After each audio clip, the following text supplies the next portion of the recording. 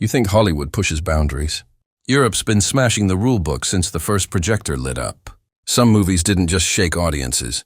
They sent entire governments into panic mode. Bans, riots, court battles, even burned film reels. These aren't urban legends, they're real deal. What film could be so dangerous it got smuggled across borders?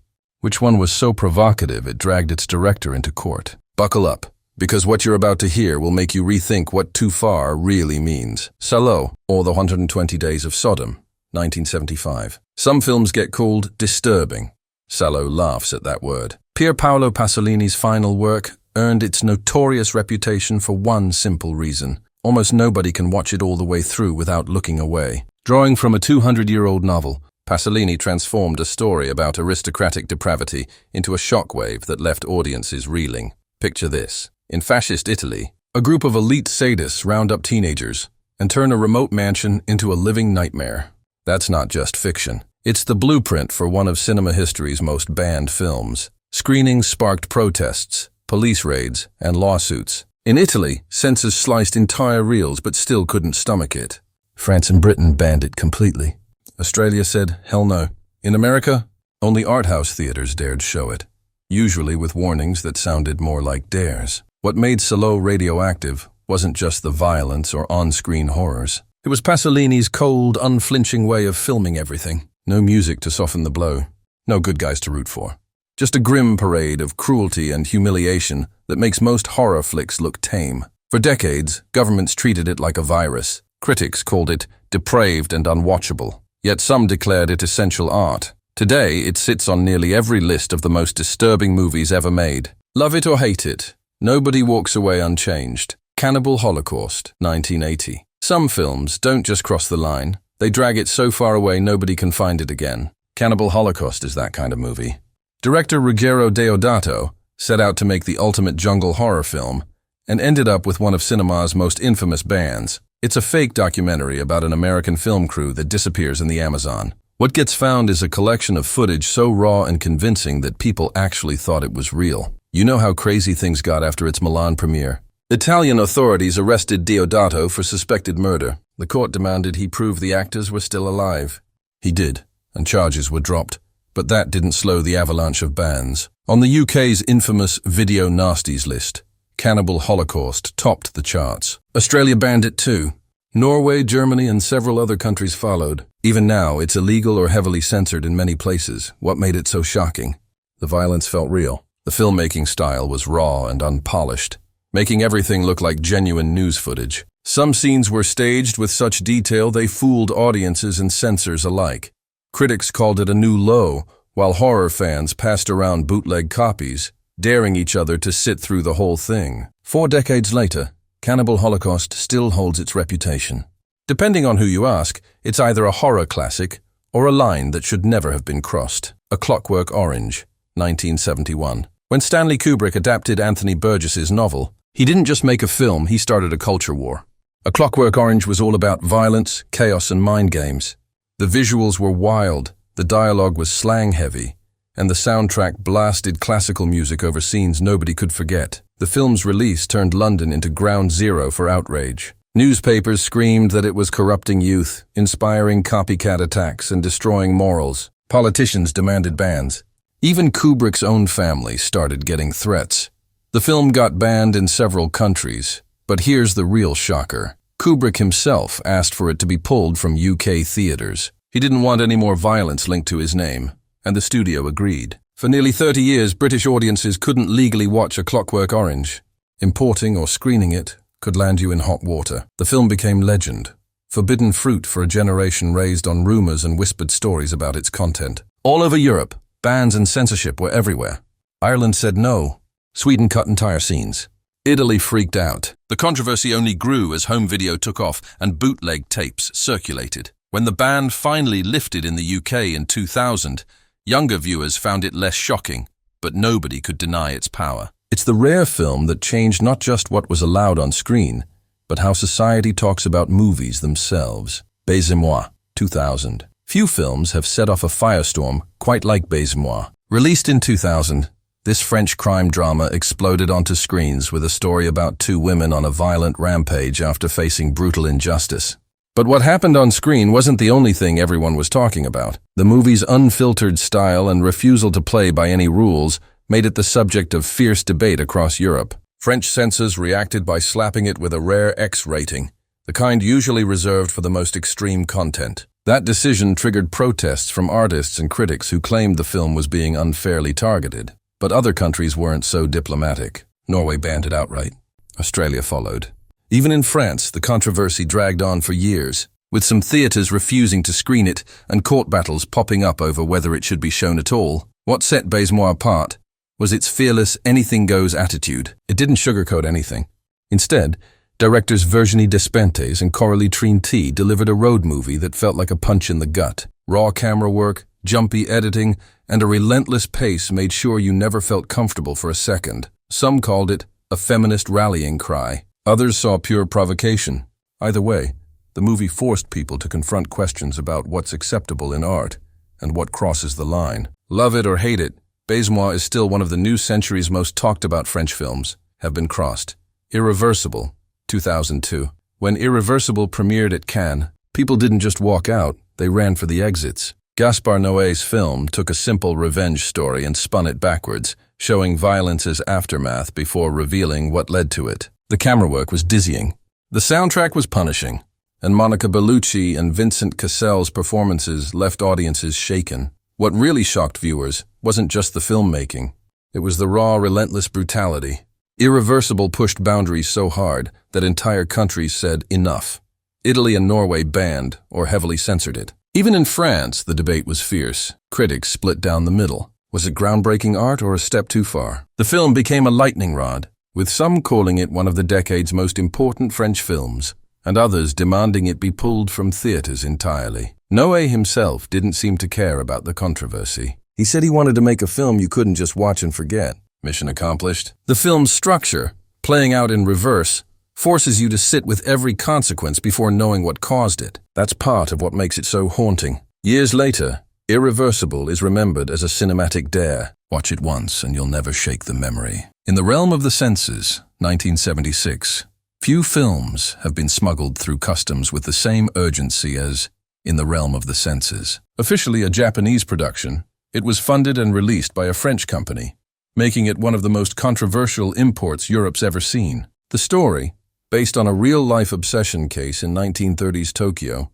wasn't just boundary pushing. It ran straight through every line set by European censors. When it premiered in France, the reaction was instant. Police raided theaters, reels vanished, and government officials scrambled to figure out what to do with a film so explicit. So intense it left audiences stunned. The movie was banned or heavily censored in France, Germany, and the UK. Customs officials even seized prints at airports, trying to keep them from ever being shown. What set this film apart wasn't just the subject matter, but how director Nagisa Oshima handled it. Raw, hypnotic, and completely unflinching. Every scene dared viewers to look away, and plenty did. In Italy and Spain, authorities tried to block any screening, calling it a threat to public order. Critics argued it was a work of art, not a cheap shocker.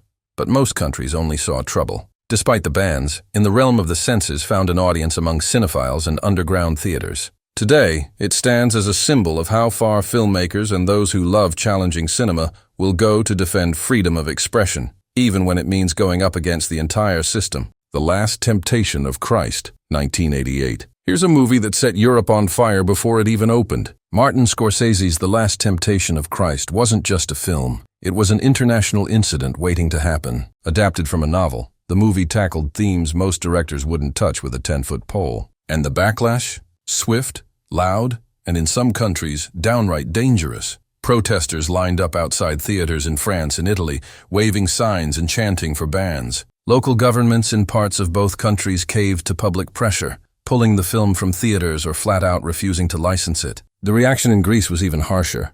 Lawmakers banned it before the first ticket was sold, and some cinemas that dared show it anyway faced threats and attacks. The uproar made headlines worldwide. What's wild is that most people debating the film hadn't even seen it. Scorsese wasn't out to offend. He wanted to explore doubt, faith, and temptation. But for many, just the idea was enough. The controversy gave the movie a reputation far beyond its box office. Suddenly, everyone wanted to know what was so shocking that entire countries wanted it erased from screens. Over the years, the bans have faded, but the legend has only grown. Even now, it's remembered as the film that proved one thing. In Europe, sometimes just asking the big questions is enough to get your movie blacklisted. Love Camp 7, 1969. Sometimes a year. Film is so controversial that it's not just banned. It's erased from existence in whole countries. Love Camp 7, a British-Italian production, hit screens in 1969 and immediately found itself on the wrong side of censors all over Europe. The plot: American agents infiltrate a German prison camp during World War II, hoping to rescue prisoners and sabotage the enemy. Sounds like routine war movie stuff, until the movie goes completely off the rails. From the first reel, it's clear this isn't your grandfather's war film. The movie's blend of harsh content and exploitation quickly earned it a reputation as a cinematic powder keg. British censors said no. Ireland banned it. Norway followed suit. Today, the film is still illegal to own or distribute in the UK, making it one of the few movies to remain on the country's banned list for decades. What's wild is that outside the controversy, hardly anyone's actually seen it. Bootleg tapes circulate among collectors. But for the most part, Love Camp 7 lives in legend. Critics called it trash. Censors called it dangerous.